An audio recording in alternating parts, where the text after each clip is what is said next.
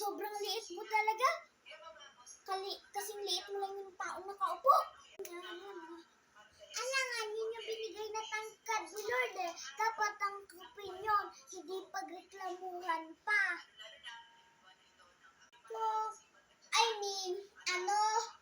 yung nakakagulat ka pag maliit ka, hindi ko nagreklamo. Ang ka na nga.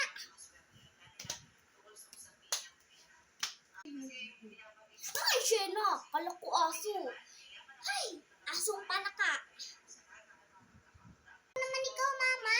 Lose ka ng tangkad ko? Ay, kapares mo talaga si ate. Ewan ko siya. Bahala ka dyan.